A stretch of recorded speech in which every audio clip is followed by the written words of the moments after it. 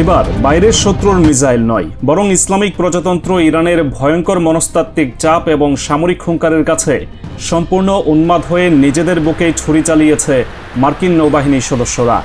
আধুনিক সামরিক ইতিহাসের সবচেয়ে বড় এবং নজিরবিহীন এক বিপর্যয়ের সাক্ষী হল ওয়াশিংটন। মার্কিন যুক্তরাষ্ট্রের অন্যতম প্রধান এবং সর্বাধুনিক বিমানবাহী রণতরী ইউএসএস আব্রাহাম লিঙ্কনের ভেতরে ঘটে যাওয়া এক অভাবনীয় এবং রক্তক্ষয়ী বিদ্রোহে নির্মমভাবে নিহত হয়েছেন 7 জন মার্কিন নৌসেনা। একটি ভাসমান সামরিক দুর্গ মুহূর্তের মধ্যে পরিণত হয়েছে এক বিভীষিকাময় মৃত্যুপরীতে। ইরানের বিরুদ্ধে নৌ অবরোধ কার্যকর করতে গিয়ে মার্কিন নৌবাহিনী এমন এক চরম স্নায়বিক পক্ষাঘাতের শিকার হয়েছে যা পেন্টাগনের ভেতরের সমস্ত শৃঙ্খলা এবং কমান্ড কাঠামোকে চিরতরে ধূলিসাৎ করে দিয়েছে। রণতরী ডেকে পড়ে থাকা এই 7 মার্কিন সেনার লাশ শুধু একটি সংঘাতের পরিণতি নয়, এটি পরাশক্তি হিসেবে আমেরিকার চূড়ান্ত পতনের এক জ্বলন্ত প্রমাণ। ঘটনার কেন্দ্রবিন্দুতে থাকা ইউএসএস আব্রাহাম লিঙ্কনের ভেতরের পরিস্থিতি বর্তমানে কোনো নরকের চেয়ে কম নয়। মাসের পর মাস ইরানের অপ্রতিরোধ্য সামরিক আস্ফালনের মুখে সাগরে ভাসমান থাকতে থাকতে মার্কিন ক্রুদের মানসিক ভারসাম্য সম্পূর্ণ ভেঙে পড়ে। তেহরানের তরফ থেকে ধেয়ে আসা যে কোনো মুহূর্তের প্রাণঘাতী হামলার আতঙ্ক তাদের স্নায়ুকে এমনভাবে ধ্বংস করেছে যে তারা নিজেদের কমান্ডারের নির্দেশ মানতেও অস্বীকৃতি জানায়। পরিস্থিতির ভয়াবহতা আঁচ করতে পেরে ইউএস সেন্ট্রাল কমান্ড বা সেন্টকমের প্রধান ব্র্যাড কুপারের একজন বিশেষ উপদেষ্টা ওই রণতরীতে ছুটে যান পরিস্থিতির নিয়ন্ত্রণে আনতে, কিন্তু সেখানে গিয়ে তিনি যে চরম এবং অভাবনীয় অপমানের শিকার হন তা মার্কিন সামরিক বাহিনীর ইতিহাসে এক কলঙ্কজনক অধ্যায় হিসেবে খোদাই করা থাকবে। ক্ষুব্ধ মার্কিন নৌসেনার একটি বিশাল সমাবেশের সামনে ওই সেন্টকম উপদেষ্টা বক্তব্য দিতে দাঁড়ালে মুহূর্তের মধ্যে পুরো রণতরীতে বিদ্রোহের আগুন জ্বলে ওঠে। ঊর্ধ্বতন এই সামরিক কর্মকর্তার মুখের উপর সরাসরি দুয়োধ্বনি ছড়ে দেয় মার্কিন ক্রুরা। শৃঙ্খলা তোয়াক্কা না করে প্রকাশ্যে তার দিকে পানির বোতল নিক্ষেপ করা হয়। মুহূর্তের মধ্যে চেইন অফ কমান্ড ভেঙে পড়ে আর শুরু হয় এক আদিম এবং বর্বরচিত সংঘাত। সেন্টকম উপদেষ্টার সামনেই মার্কিন নৌবাহিনীর সদস্যরা একে অপরের উপর হিংস্র পশুর মতো ঝাঁপিয়ে পড়ে। এই সংঘাত কোনো সাধারণ হাতাহাতি ছিল না। সামরিক সূত্র নিশ্চিত করেছে মার্কিন ক্রুরা তাদের সহকর্মীদের হত্যা করার জন্য ছুরি এবং অন্যান্য ধারালো অস্ত্র ব্যবহার করে। নিজেদের জীবন বাঁচাতে এবং ক্ষোভের বশবর্তী হয়ে তারা যে নারকীয় হত্যাযজ্ঞ চালায় তার সরাসরি পরিণতিতে 7 জন মার্কিন সেনা সেখানেই প্রাণ হারান এবং আরও অসংখ্য সেনা গুরুতর আহত হয়ে মৃত্যুর সঙ্গে লড়ছেন।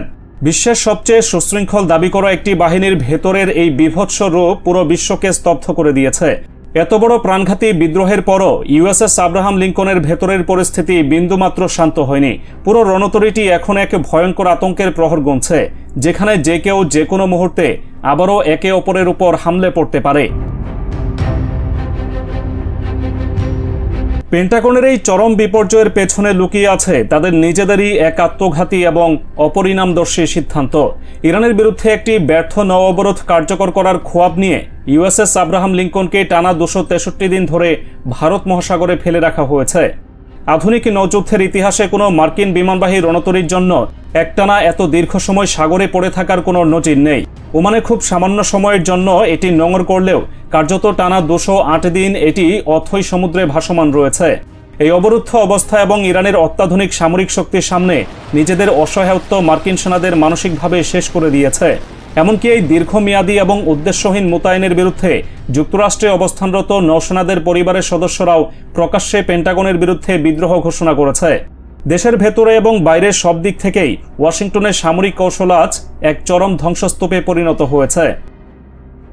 মার্কিন যুক্তরাষ্ট্রের এই ভঙ্গুর এবং শোচনীয় দশা নিয়ে সরাসরি এবং অত্যন্ত কড়া ভাষায় মুখ খুলেছেন ইরানের ইসলামিক রেভলিউশনারি গার্ড IRGC এর কমান্ডারের শীর্ষ উপদেষ্টা জেনারেল মোহাম্মদ রেজা নকদি।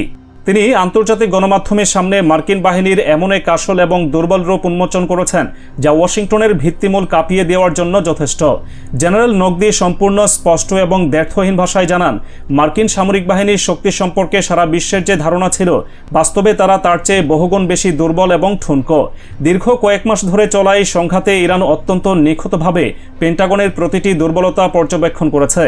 যুক্তরাষ্ট্রের মতো একটি তথাকথিত পরাশক্তির বিরুদ্ধে সরাসরি যুদ্ধ পরিচালনার যে বাস্তব অভিজ্ঞতা ইরান অর্জন করেছে তা তেহরানের সামরিক শক্তিকে এক অজেয় মাত্রায় নিয়ে গেছে। জেনারেল নকদির এই বিবৃতি কোনো ফাঁকা বলি নয়, বরং এটি হলো যুদ্ধক্ষেত্রের এক নিরেট সত্য। তিনি অত্যন্ত দৃঢ়তার সাথে ঘোষণা করেন চলমান এই সংঘাতে ইরান শুধু বিজয়ী নয়, বরং ভবিষ্যতের প্রতিটি পদক্ষেপে এই বিজয়ের ধারা তারা নির্মমভাবে অব্যাহত রাখবে। সংঘাত যত দীর্ঘ হচ্ছে, ইরানের সামরিক জ্ঞান, দক্ষতা এবং কৌশল ততটাই অপ্রতিরোধ্য হয়ে উঠছে। অন্যদিকে মার্কিন বাহিনী ক্রমাগত তাদের সামর্থ্য এবং মনোবল হারিয়ে এক খাদের কিনারায় এসে দাঁড়িয়েছে।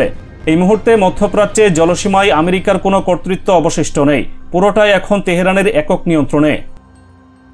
এর চেয়েও ভয়ঙ্কর এবং পশ্চিমাদের জন্য সবচেয়ে বেশি আতঙ্কজনক তথ্যটি হল ইরানের বর্তমান সমরাস্ত্র উৎপাদনের হার। জেনারেল নকদি যে পরিসংখ্যান তুলে ধরেছেন তা পেন্টাগনের ঘুম হারাম করার জন্য যথেষ্ট।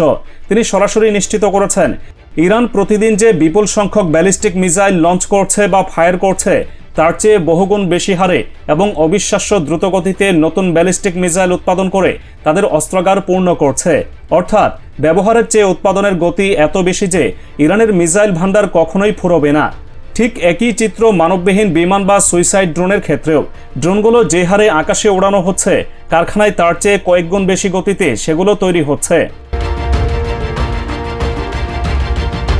এই অবিরাম অস্ত্র উৎপাদনের সক্ষমতা ইরানকে এমন এক অজেয় শক্তিতে পরিণত করেছে যে যুদ্ধ যদি একটানা কয়েক বছর ধরে চলতে থাকে, তবুও শত্রুর উপর ইরানের ব্যালিস্টিক মিসাইল এবং ড্রোনের বৃষ্টি এক মুহূর্তের জন্য থামবে না। তেহরান আজ এমন এক সামরিক চূড়ায় অবস্থান করছে যেখান থেকে তারা চাইলেই শত্রুর যে কোনো অবস্থানকে মুহূর্তের মধ্যে মাটির সঙ্গে মিশিয়ে দিতে পারে। ইউএসএস আব্রাহাম লিঙ্কনের ভেতরে 7 মার্কিন সেনার এই করুণ মৃত্যু এবং ইরানের এই অবিরাম সমরাস্ত্র উৎপাদন, এই দুইয়ের মাঝে একটি পরিষ্কার বার্তা লুকিয়ে আছে, আর তা হলো সরাসরি গুলি না ছড়েই ইরান মার্কিন যুক্তরাষ্ট্রকে ভেতর থেকে ধ্বংস করে দিয়েছে। আমেরিকার সামরিক অহংকার এখন ভারত মহাসাগরের অতল গহ্বরে ডুবে গেছে, আর সেই ধ্বংসস্তূপের উপর দাঁড়িয়ে বিশ্ব সামরিক মানচিত্রে এক নতুন অজেয় ইতিহাস রচনা করেছে ইসলামিক প্রজাতন্ত্র ইরান।